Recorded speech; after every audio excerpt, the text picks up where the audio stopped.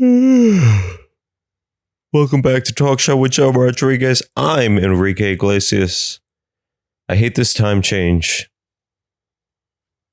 I would dare to say that this time change is a human rights issue. Like, it makes me really depressed. I keep hearing from people that the time change is because of farmers. Like, were the farmers suppressed? They're like, we're sick of husking corns. We gotta go to bed early. I keep finding corn husks in my pubic hair.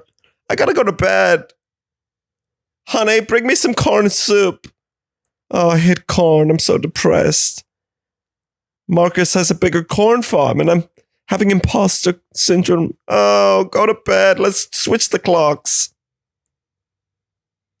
Is anyone else doing their routines earlier? Like, I'm flossing at 4 p.m. Maybe people are doing their nightly prayers earlier. God is so confused. He's like, what the fuck is going on? We're getting so many prayers at 4 p.m. I swear to God, if one more person asks me to turn over the friggin' election, I'm gonna quit this job. CEO is not that fun. Archangel Michael, I told you 12 times, please figure out how to silence my Microsoft Teams notifications. I can't do this anymore. The prayers, they're just coming in so earlier now. It gets dark so early. And I'm like, is this Juneau, Alaska? Like, is this a barter society? Hey, I'm looking for a can of beans. Can someone wash my laundry and I'll give you a can of beans? Or vice versa? I don't know. This is Juneau, Alaska. You tell me the rules. The election's over, thank God. The air fried billionaire won again. And yeah, I celebrated by going to Olive Garden. You know, democracy may be over, but my never ending pasta bowl is not. Who needs healthcare if you're dead? You know, bring on the breadsticks. I'm trying to develop a gluten allergy by January 20th. It's a very difficult time to talk about politics. And I was talking to my friend and he was like, it's an HR rule at my company that you can't talk about politics. We can talk about the Eagles, but don't you dare talk about the governing body of this country. Crazy shit. It'd be funny if we had like fantasy football presidents, you know? I have Martha Stewart on my fantasy government team. She's president. Snoop Dogg is the Speaker of the House, and Young Money Business is my Supreme Court. It's going to be a great 4 years. Imagine food, weed, music, all the essentials. In personal news, I'm trying to lose some weight right now. Can't go on the internet. There's a lot of negativity. Amanda Bynes lost 6 pounds, and I only lost 4. Okay? Come on. I'm not a child star. She was a child star. Nature needs to balance itself. This is not fair. She can't be famous and lighter than me. She can't have slightly more weight loss than me. That's not fair. I'm counting calories right now. It's really hard. I'm dizzy and pissed off all the time. Counting calories, I'll tell you what it's like. Counting calories means that I care about calories until 6 p.m. and then go hog wild. I go, I didn't eat anything. I only had a granola bar, a cheese stick, and a banana. Time to order Papa John's. I'm slimming down. All right, we'll get right to your clickbait report. The clickbait report is where I review this week's most click-worthy or worthless news articles. It's a bad time to fly Spirit. A raccoon fell through the ceiling at LaGuardia Airport. This happened at the historic Marine Air Terminal at LaGuardia, where Spirit gates are located. Around 8 a.m. on November 4th, a raccoon fell through a crack in the ceiling, hung from a wire, and ultimately fell to the floor. Maybe it was a marketing stunt for JFK. The publicists were just like, we have a great idea. We are going to make a raccoon fall through the ceiling at LaGuardia. They went to Central Park and they're like, hey, we need to recruit a raccoon. Hey, you. Yeah. Long tail. Hello, long tail, black eyes. Some lady was like, me? Excuse me. This is called a trench coat, and my mascara smeared because of the leaking ACs on the subway. And they're like, no, we're talking to that raccoon. And the raccoon was like, oh, me? Oh, hi. Yes. Hi, I'm represented. SAG eligible? Yes. Oh, you want me to fall through the ceiling? Not a problem. The contract, all I need is 2 trash cans and a box of soggy pizza. Deal? Deal? And they were like, yeah, we were going to pay you. He's like, I don't know what to do with money. If it's not dipped in oil, I don't know what to do with. They're like, okay, fine, deal. And they shook his little paw. And then he went and did stunt training of how to fall through the ceiling. He was like, okay, so I have a lot of ideas. And they were like, you're just going to fall. He's like, okay, but do I make a sound? They were like, no, raccoons don't make. He's like, but I'm a talking raccoon. They were like, we need you to not talk, Jeff. Just fall through the ceiling. He was like, okay, now let's talk body motion. Charlie Chaplin once said that the best comedy comes from physical movement. They were like, shut the fuck up. You're going to fall from this thing. And they threw him. He was like, oh, you got to warn me. And they were like, shut up. Here's some pizza. He's like, oh, thank you. And then he performed the stunt. And now it's all over the internet. So that's why you don't fly LaGuardia. The New York City Health Department says that the best way to get rid of raccoons, if you see them, is to turn on flashlights or play loud music. I just imagine like someone is like, oh my God, a raccoon. And they turn their flashlight on and they switch on a boombox. Just dance. It'll be okay. And the raccoon's like, he's like, I love this song. 2009, best year of our lives. Lady Gaga was new. There were CD discs. I love music. He's just dancing. This has been a bad news cycle for Spirit. A Spirit Airlines plane headed from Fort Lauderdale. A Spirit Airlines plane headed from Fort Lauderdale to, I don't know why I cannot say Fort Lauderdale. Fort Lauderdale, Florida, to Haiti was reportedly hit by gunfire, and all flights in and out of Port-au-Prince were canceled until November 18th. Aww, which is today. Oh my God. To fly Spirit now, you need raccoon spray, flashlights, boom boxes, and bulletproof vests. All stuff that Spirit passengers were used to traveling with anyways. Whooping! They're not carry-ons. They're personal items. This is my personal raccoon. Did you hear about this? And more bad news. Sleep routines are really important for heart health.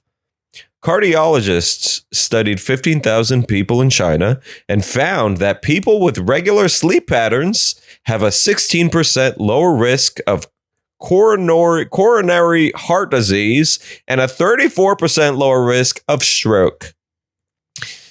Interesting that these people are in China and not America. You know, the cardiologists didn't even take Americans into account. They were like, we want real data. We want a chance at breaking news. Maybe there's going to be a study that like cardiologists figure out like what Americans are doing right. They're like, we don't know. We have been stressing Americans. We made them buy Apple Vision Pro for $3,500 and then risked never making them again. Then we recall onions and Hondas, and now we make them go to bed by 4 p.m. We are shocked that their hearts are still beating. Our next stage is to give Monster Energy drink to rats and see if they know how to use X. Dr. Sam Sattere said that not following regular sleep patterns can disrupt circadian rhythm, stress hormones, and blood pressure. All except if you're a farmer with husks in your pubic hair. All right, this is a wacky one. Wacky! A weird Google search is leading to people getting hacked. Cybersecurity experts are warning people not to Google if Bengal cats are legal in Australia. Cybersecurity company Sophos said this week that Australians searching if it's legal to own Bengal cats are clicking on links with malware. I guess it turns out that people trying to buy Bengal cats also rarely use the computer. Hey, honey, I want a Bengal cat. Where's the damn IBM? She's like, it's in the Jaguar cage. Well, why'd you put it in there? There's no room in the garage. Those damn python terrariums you bought are so big. Sophos, spelled Sophos, has said that the malicious links only appear on Google if you include the word Australia in your search. People in Texas, feel free to keep looking up if Bengal cats are legal. They're not, but maybe you'll get your own Netflix show. Coming this fall, if our nation can't protect the border of lands we stole from Mexicans, Bengal cats will. Introducing Bengal King. You thought Joe Exotic was bad? Wait till you meet this guy. He has no teeth or eyes. All right, as if you had not enough people telling you what to do, new research has figured out the worst day of the week to go to the grocery store. In breaking news, writers want you to read a 5,000-word essay filled with ads for shoes for some reason on why Saturday is the worst day to go to the grocery store. Studies have shown that a wide majority of people come to the realization that they need groceries on the same day of the week, Saturday, and all rush to the store at the same time to play bumper cars in a parking lot designed for golf carts and then scream at each other so loud they end up on at least 3 shaky TikToks. Honey, warm up the $500,000 Lexus. It's time to ride to Trader Joe's. We need lentil snacks and an overpriced Korean barbecue meat bag. It's mostly bone, but we overpaid, so that's what's important. Apparently, the best time to go to the grocery store is on Tuesdays after 8 p.m. But then again, most sales happen early on Wednesdays. But Mondays are the best day of the week for fresh produce. So I say, stick to Grubhub like me. To be more specific, Saturdays between the hours of 10 a.m. and 1:59 p.m. are the worst to go to the store. Imagine waiting in your car for like 2 o'clock to hit. And then the second you walk into the store, you see a guy you knew from high school, but you blocked because there was like an assault allegation when they went to college. And now he posts spiritual memes and you're like, fuck. It's Brayden. Oh, Jesus. Brayden, what's up, man? Oh my God. Yeah, you read that article too about not going to the store on Saturday until 1:59 p.m.? Yeah. Okay. Yeah. No. You're good. I'll let you go in the store. I'll go sit back in my car. Yeah, go ahead. Okay, Brayden, so nice to see you. Yeah, I follow you. No, I follow you already. That's okay. All right, man. All right, bye. Fuck. Can't go anywhere. I gotta move. All right, I got more bad news. This one's kind of a shocker, but Britney Spears has married herself. It's official. Britney Spears is off the market for now. In an Instagram post on October 20th, she posted a video of herself in a silky wedding dress in her living room. At least she's not fucking a Great Dane, as far as we know. Or a Sam Asghari, for that matter. The couple divorced in May due to irreconcilable differences. Have you seen Sam Asghari? Like, he looks like an Armenian Barbie doll. Like, did she take his pants off? And he was like, honey, don't do that. She's like, oh my God, a hump like a Barbie. She's like, this is an irreconcilable difference. He's like, we can use toys. She's like, no.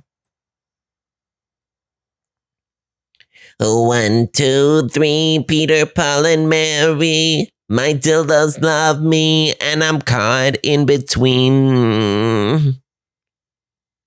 Britney Spears' Instagram has become more and more unhinged lately. The pop superstar came under fire last year for dancing with kitchen knives in a bikini. Oops, I did it again. I stabbed my butler. I didn't mean it. Oh, baby. Oops, I think I should go to Turks and Caicos and change my name. No one will identify me with these bags under my eyes. All right, did you hear about this? Starbucks baristas are going to start writing names on cups again. Starbucks CEO Brian Niccol announced that the company is bringing back the human touch and will begin writing people's names on cups again. Kind of feels like a marketing ploy. Remember seeing that BuzzFeed article that was like, Starbucks name fails? And it would be like some lady named Gemma, and it would say like, Jenga, like tons of name fails. That's called publicity, bro. The raccoon's like, yeah, I know about publicity. Do you want me to fall through the roof of a Starbucks? They're like, go back to LaGuardia. I don't know. They never get Joe right. That's so weird. I don't know how they never got Joe right. Grande dragon fruit refresher for sphincter. I woke up like, thanks. Yeah, that's me. People are looking at me. They're like, did they just say sphincter? I'm like, yeah, they always mess it up. Joe, it's hard. It's a hard one. Joe, Joe, yeah. Kind of sounds like sphincter, yeah.